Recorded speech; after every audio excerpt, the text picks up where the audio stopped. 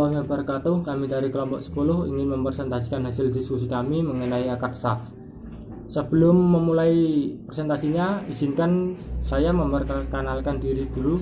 Nama saya Farid Gumbara sebagai moderator plus pemakalan 1, dan yang kedua ada Mbak Fitri Utami sebagai pemakalan kedua, dan yang ketiga ada Mas Muhammad Royan sebagai pemakalan ketiga.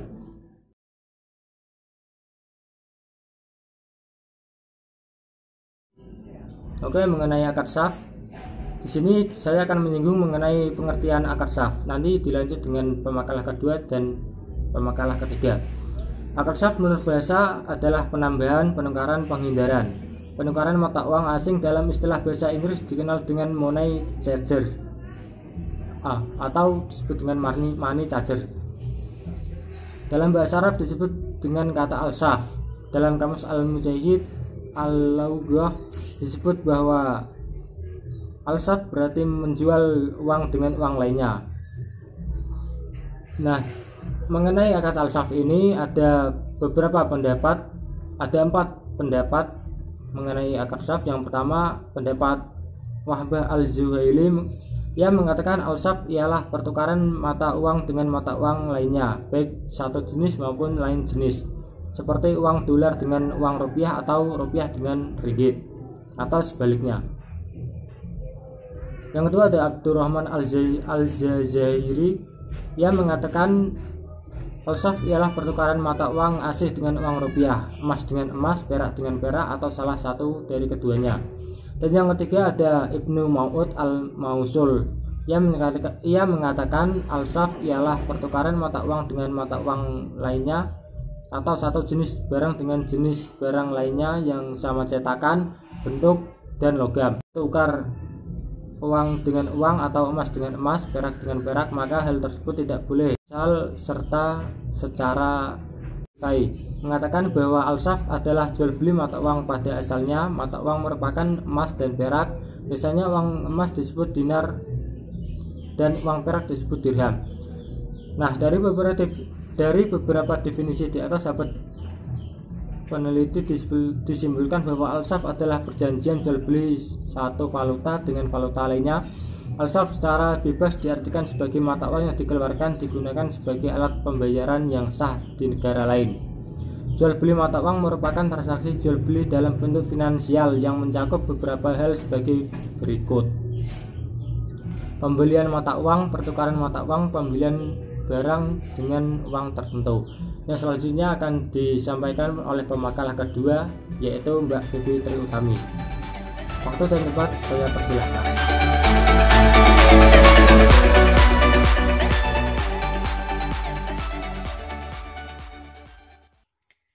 Selanjutnya adalah dasar hukum akad shorf. Dasar hukum akad shorf dibagi menjadi 3. Yang pertama Al-Quran, yang kedua hadis, dan yang ketiga adalah fatwa dari MUI. Yang pertama dari Al-Quran, tercantum dalam surat Al-Baqarah ayat 275, yang berarti orang-orang yang makan riba tidak dapat berdiri, melainkan seperti berdirinya orang yang kemasukan setan, alias penyakit gila. Keadaan mereka yang demikian itu disebabkan oleh mereka berkata bahwa jual beli itu sama dengan riba, padahal Allah telah menghalalkan jual beli dan mengharamkan riba. Orang-orang yang telah sampai kepadanya tarakan dari Tuhannya, lalu terus berhenti, maka baginya apa yang telah diambilnya dahulu dan urusannya kepada Allah. Orang yang kembali, maka orang itu adalah penghuni-penghuni neraka. Mereka kekal di dalamnya. Selanjutnya adalah dasar hukum akad syarf yang kedua, yaitu hadis. Hadis yang pertama yang diriwayatkan oleh Imam Bukhari, yang artinya, janganlah engkau menjual emas dengan emas kecuali seimbang, dan janganlah pula menjual perak dengan perak kecuali seimbang. Jualah emas dengan perak atau perak dengan emas sesuka kalian. Kemudian hadis yang diriwayatkan oleh Abu Hurairah, yang artinya, Nabi melarang menjual perak dengan perak, emas dengan emas kecuali seimbang, dan Nabi memerintahkan untuk menjual emas dengan perak sesuka kami dan menjual perak dengan emas sesuka kami. Maka dapat Disimpulkan bahwa hadis tersebut berisi tentang diperbolehkannya akad sorf serta tidak boleh adanya penambahan antara suatu barang yang sejenis. Karena kelebihan antara dua barang yang sejenis tersebut merupakan riba fadl, yang jelas-jelas riba tersebut dilarang. Dasar hukum yang ketiga adalah dari fatwa DSN MUI tentang penundaan penyerahan objek jual dalam akad sorf, yang isinya adalah jual beli mata uang sejenis harus diserah terimakan secara tunai dan sama nominal serta jumlahnya. Jual beli mata uang yang berbeda jenis itu harus diserah terimakan secara tunai. Maka, jual beli mata uang yang berbeda jenis dengan perbedaan harga itu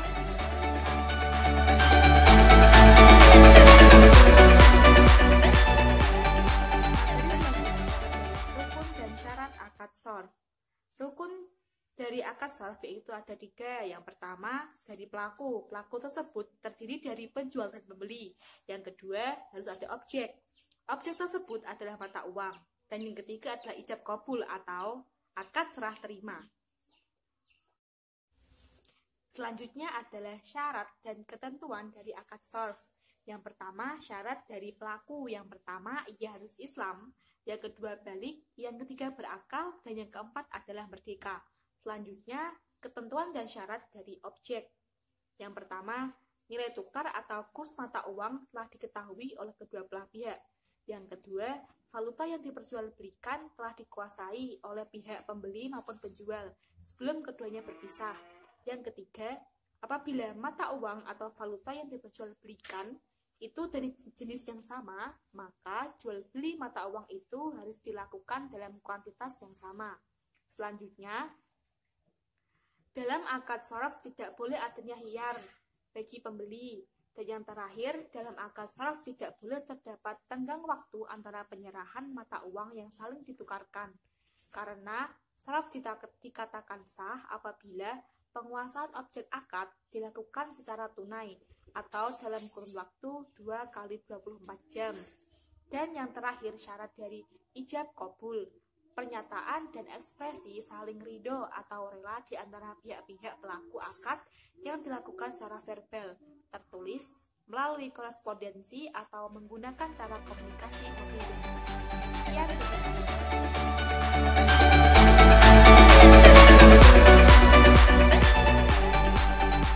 Jenis-jenis sorf. 1. Transaksi spot, yaitu transaksi pembelian dan penjualan valuta asing untuk penyerahan pada saat itu atau penyelesaian paling lambat dalam jangka waktu 2 hari. Hukumnya adalah boleh karena dianggap tunai, sedangkan waktu 2 hari dianggap sebagai proses penyelesaian yang tidak bisa dihindari dan merupakan transaksi internasional. Yang kedua, transaksi forward, yaitu transaksi pembelian dan penjualan falas yang nilainya ditetapkan pada saat sekarang dan diberlakukan untuk waktu yang akan datang antara 2 kali 24 jam sampai dengan 1 tahun. Transaksi ini hukumnya haram karena harga yang digunakan adalah harga yang diperjanjikan wada'ah dan penyelesaiannya dilakukan di kemudian hari. Padahal harga pada waktu penyerahan tersebut belum tentu sama dengan nilai yang disepakati, kecuali dilakukan dalam bentuk forward agreement untuk kebutuhan yang tidak dapat dihindari lil hajah. Yang ketiga, transaksi swap, yaitu suatu kontrak pembelian atau penjualan falas dengan harga spot yang dikombinasi dengan pembelian antara penjual falas yang sama dengan harga forward. Hukumnya haram karena mengandung unsur maisir, spekulasi.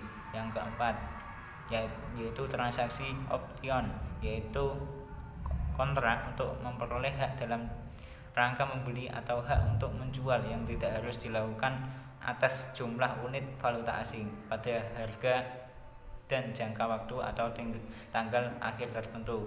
Hukumnya haram karena mengandung unsur maisir atau spekulasi.